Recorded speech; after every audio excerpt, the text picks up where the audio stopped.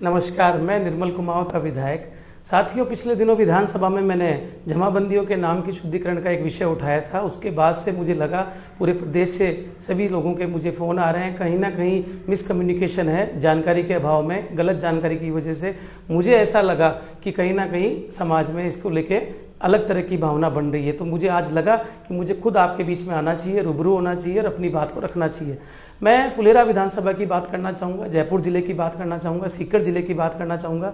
यहाँ पिछले 25-30 साल से, 40 साल से, जब से मैं सक्रिय राजनीति में हूँ, यहाँ की जितनी भी तमाम जमाबंदियाँ थी, कुछ लोग कुमाऊत लिखते हैं, कुछ प्रजापत लिखते हैं, कुछ कुमार लिखते हैं, वो अपनी एक अलग बात है। मैं इतिहास में नहीं जाना चाहता कि कौन क्या लिख रहा है, मगर वर्तमान में जो नाम लिखा हुआ आ रहा था 2019 तक, 2020 तक, 2021 तक हाथ वाली जमाबंदी में जो नाम आ रहा था, दुर्भाग्य से वर्तमान की इस कांग्रेस सरकार ने जब पूरे रिकॉर्ड को डिजिटल किया, डिजिटल में हमारी परिभाषा पूरी बदल दी। आप खुद सोचिए कि जब आपको सिर्फ एक आशंका हुई है कि पूरा कुमाऊं समाज सब जगह जमाबंदी में नाम आ जाएगा, तो जो प्रजापत लिखने वाले हैं उनकी आइडिया को क्या होगा, जो कुमार लिखने वाले हैं उनकी आइडिया क्या होगा।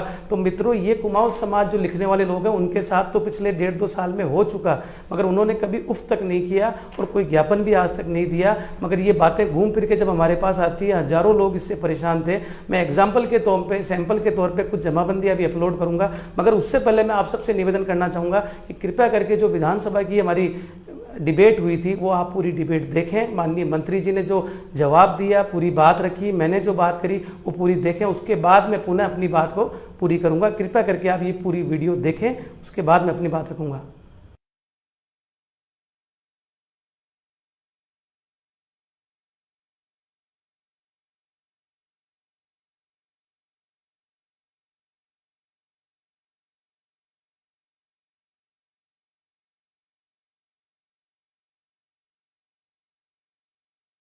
हैं जिनकी प्रतिशत बी पर संलग्न है। अध्यक्ष महोदय, मैं आपके माध्यम से माननीय मंत्री जी से जानना चाहूँगा कि ये जो कमी हुई है डिपार्टमेंट की अंदरूनी, क्या ये सही है कि डिपार्टमेंट की जो मैनुअल जमाबंदी थी इसको डिजिटल करते समय ये कमी आई? और ये प्रश्न लगने के बाद आपने कल आदेश किया, उसके लिए मैं धन्यवाद देता हूँ। परंतु अब जो आदेश आपने कर दिया, ये प्रक्रिया पूरी कैसे होगी? क्या उनको वहाँ दावा करना पड़ेगा या खुद स्वतः वो स्व मोटो करेंगे? ये काश्तकार वहाँ चक्कर ना काटें, उनको राहत कैसे मिले? क्योंकि बैंकों में ऋणों में बड़ी प्रॉब्लम हो रही है। तो आप ये बताएं, दोनों बातों में मुझे जवाब दें। माननीय अध्यक्ष महोदय, ये जो सेग्रीगेशन की जो ऑर्डर हुआ था 21/9/2015 को, उस समय ये त्रुटि रह गई थी डिपार्टमेंट में। कंप्यूटर के जो कंप्यूटर ऑपरेटर ने जो कॉलम बनाए, उसमें कुमाऊत, प्रजापति और कुमार को एक ही कॉलम में रख दिया गया।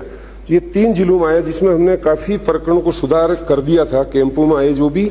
इसके अलावा भी कुछ ज्ञापन किसी जिले से नहीं हुआ, लेकिन हमने क्वेश्चन लगने के बाद ऑर्डर भी जारी किया। इसके अलावा भी उससे पहले भी जैसे सीकर के कुछ प्रकरण थे, जयपुर जिले के कुछ प्रकरण थे, टोंक जिले के कुछ प्रकरण थे, इन सबको जिला कलेक्टर से रिपोर्ट मंगवाने के बाद जैसे आमेर के 133 है, 133 का निस्तारण कर दिया गया।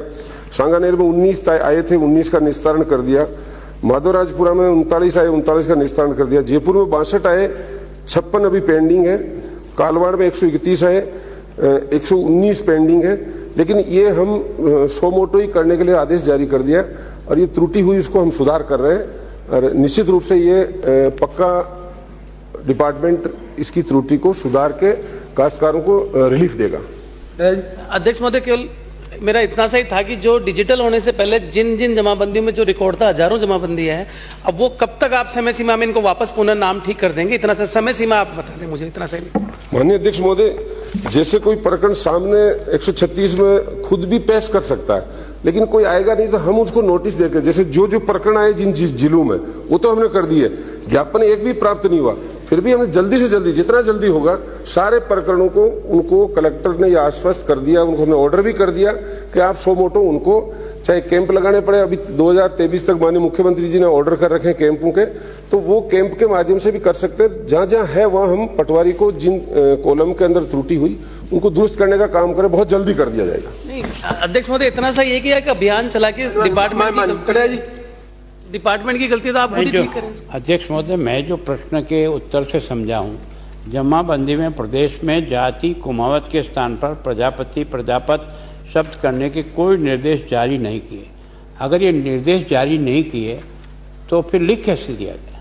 कॉलम में के बाद कुछ आपके समझ में आया होगा। मैं सरल भाषा में पुनः आपको बता दूं कि जो लोग वर्तमान में अपनी जमाबंदी में कुमाऊत शब्द जिनका आता था जाति के नाम पे, वर्तमान सरकार की कंप्यूटर की गलती की वजह से खुद मंत्री जी ने यह माना कि हमारी टाइपिंग मिस्टेक हो गई, हमारे सॉफ्टवेयर में अपलोड नहीं हुआ, उसकी वजह से तमाम लोगों के पास जिनकी पहचान कुमाऊत शब्द से थी उनकी वर्तमान सारी जमाबंदियों में प्रजापत नाम आ गया। मैं डॉक्यूमेंट, सर्टिफाइड डॉक्यूमेंट अभी मेरी अपलोड करूंगा आपको, आप खुद भी देखेंगे कि करीब 25 साल 30 साल से जो नाम चलता आ रहा था वो एक बिना किसी आदेश के भी, माननीय कटारिया साहब ने कहा कि जब आदेश ही नहीं हुआ तो नाम कैसे पलटा। तो ये हम सब के लिए भी सोचने की बात है कि कहीं ना कहीं ये जानबूझ के गलती की गई ताकि समाजों में टकराव हो, आपस में मतभेद हो। तो मेरा सभी साथियों से निवेदन है, मेरे युवा साथियों से निवेदन है कि कृपया विषय को समझें। कोई वर्तमान में नाम किसी का बदलने वाला नहीं है।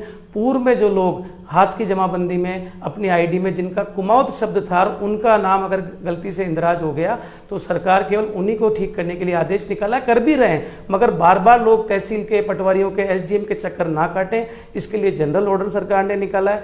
और कहीं ना कहीं हमारे युवा साथी इसमें गुमराह हो गए, समाज के संगठन इसमें कूद गए, कई ज्ञापनों की बात मेरे पास आई, कई धरने प्रदर्शन की बात आ रही है। मगर मैं धन्यवाद देना चाहूँगा हमारे प्रजापत समाज के सभी पदाधिकारियों को कि उन्होंने भी मुझसे सबने संपर्क किया। जब मैंने उनसे बात बताई तो सब लोग संतुष्ट भी हुए कि अगर ये घटना अगर प्रजापत समाज के साथ भी गलती से हो जाती कि अगर आपके जमाबंदी में प्रजापत लिखा हुआ है, इतिहास से प्रजापत लिखा हुआ है और वर्तमान में बिना किसी सरकारी आदेश के अगर कुमाऊं चढ़ जाता तो मैं ये बात भी विधानसभा में उठाता अगर समाज मुझे कहता।